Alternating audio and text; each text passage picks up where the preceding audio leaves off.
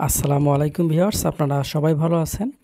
আজকে আমরা শাটারিং বা ফ্রেমওয়ার্ক সম্পর্কে কিছু জানব। শাটারিংটা কি? শাটারিং বা ফ্রেমওয়ার্ক হলো অস্থায়ী কাঠামো কংক্রিটের কাজ করার জন্য যা বাধ্যতামূলক। কংক্রিট কাঁচা অবস্থায় কাদার মতো থাকে, শুধুমাত্র জমাট বাঁধার পর এর একটি নির্দিষ্ট আকার আসে। এই নির্দিষ্ট আকার দেওয়ার জন্য আকার অনুযায়ী অস্থায়ী কাঠামো তৈরি করা হয়। এরপর এই কাঠামোর মধ্যে কাঁচা কংক্রিট দেওয়া হয় এবং শুকানো বা প্রয়োজনীয় শক্তি হওয়ার পর কাঠামো খুলে ফেলা হয়। যেমন কলাম করার ক্ষেত্রে রড বাঁধার চারপাশে প্রয়োজনীয় ফাঁকা রেখে কলাম এর আকৃতিতে কাঠামো করা হয়। এরপর এই ফাঁপা অংশের ভেতর কাঁচা কংক্রিট ঢালা হয়।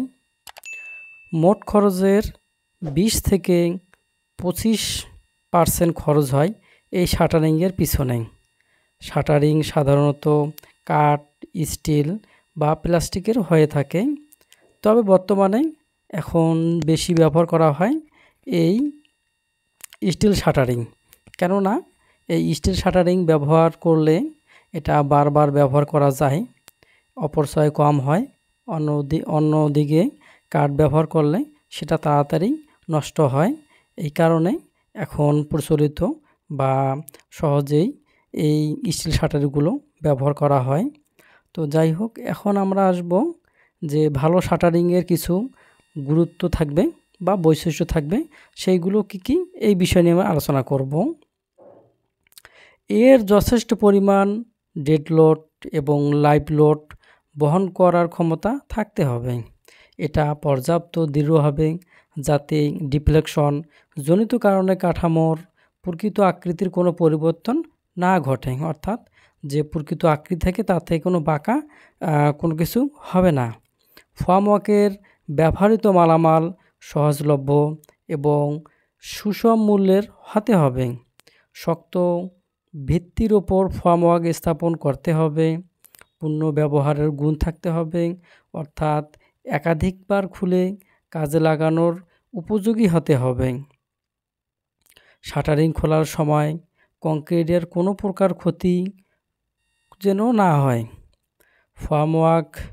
ফ্রেমওয়ার্কের জয়েন্ট যথেষ্ট মজবুত এবং দৃঢ় হবে যাতে করে সিমেন্ট গ্রাউন্ড লিকেজ না হয় বা বেরিয়ে না যায়।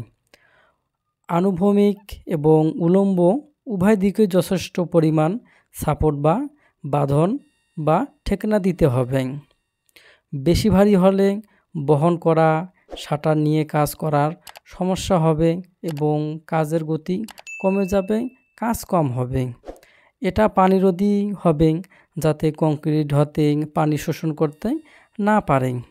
এটা সহজে নির্মাণ এবং খুলে ফেলা এই গুণগুলো থাকতে হবে। তো এই হলো বৈশিষ্ট্যগুলো আমরা আজকে আলোচনা করলাম এবং সাইটে দেখালাম আপনাদের কলামের সিস্টেমগুলো সলভ করা এবং কাস্টিং, এগুলো অন্য কোনো ভিডিওতে দেখা হবে। তো আজকের মতো আপনারা ভালো থাকেন, সেই কামনায় বিদায়। আল্লাহ হাফেজ।